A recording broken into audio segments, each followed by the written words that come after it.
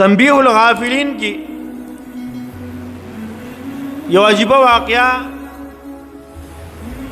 فقیہ ابو الحیث سمرقندی رحمہ اللہ ذکر کړي. فرمائے حضرت لقمان حکیم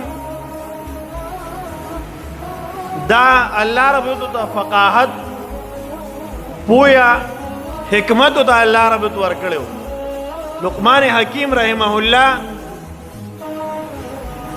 ویدد جی اللہ رب العزت دا کم حکمت ورکړي دی. یولم بے واقعہ دا یو عجیب واقعہ ذکر کړي. ودنه جلم بے واقعہ دا حکمت صادر شوی دا.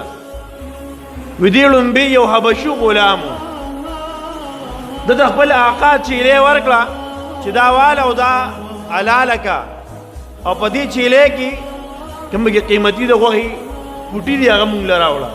نو هغه لاړ چیلې علال کې واپس دو اندامونه ترې راوړل. یو سره جبه و پلاس کې یو سره زړه و پلاس کې. غلام نه د پوس کې چې د الله نه یک بخته پدې ساروی کو ډېر قیمتي نور اندامونه می نور بوټیم به قیمتي خلک پتونان خوخی خپې خوخی ها دغه رنګي مازغه خوخی مطابق اله جبر راوړو جبر شي او ورکوټ زړه دی پدې کې بلګ دا بس خوخی هغه ته وی چې قیمتي شیز هغه زړه او جبر چې دا سمي دا باقی دا زړه د ټول بدن بادشاہ دی. حدیث مبارک کې راځي د بدن یو د غوښې یو ټوټه داسې ده چې هغه سمه شوه ټول بدن به سم شي. که هغه سمه شوه د بدن دا باقي ټول بدن به سم شي. الا وهي القلب د الله حبیب فرمایي خبردار هغه زړه دی چې زړه سم شو باقی اندام به صحیح لاس به صحیح کار کوي سترګې به صحیح لیدل کوي غوږونه به صحیح اورېدل کوي ژبه به صحیح وینا کوي هر یو اندام به صحیح چلیږي.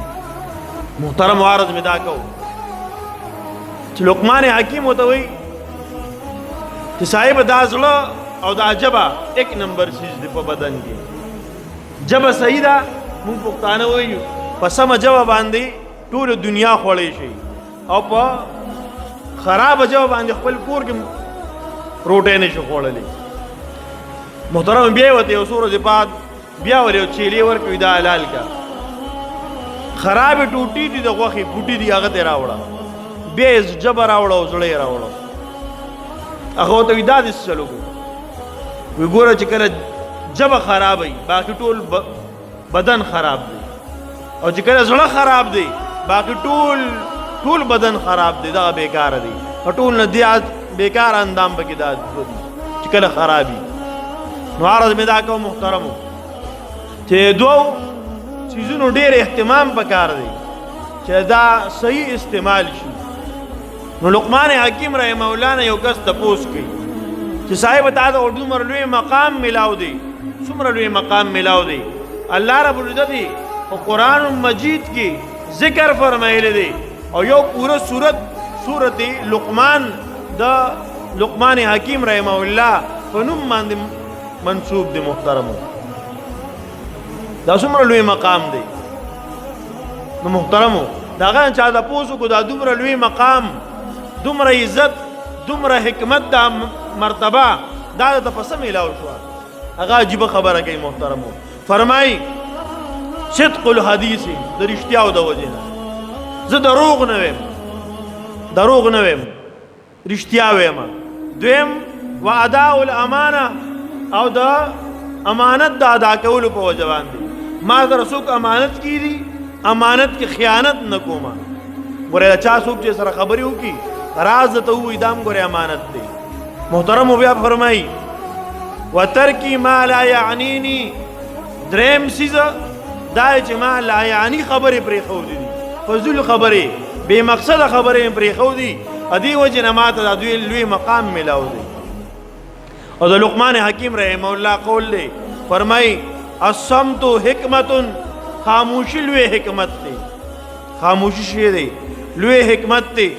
وقلیل فاعله خو دې خاموشۍ والا خلک ډېر لږ ملاوي په کار دا دي چې انسان خپل ځان د خپل کوره پورې محدود کړي د ضرورت نه زیات بار ته نه وځي او خپله ژبه په خپل کنټرول کې وساتي محترمو خفه کېږئ زما استا بے مقصده د کور نه بار وتل هم بے مقصده دي او د خلکو سره ناست هم بے مقصده ده او بیا خبرې هم بے مقصده دي چې مونږ کینو د مسلمان په دې ژبه باندې غیبت کوو په دې عمل کې پخوا به خلکو وي زنانه صرف مبتلا دي اوس نارینه زیات مبتلا دي زنانه بیا هم څه مصروفیات دي بدل شوي دي اوس نارینه په دې غیبت کې چغلې کې په دې کې زیات مبتلا دي د بل سپکه خپله درنه د یو په سر خبرې د بل په سر خبرې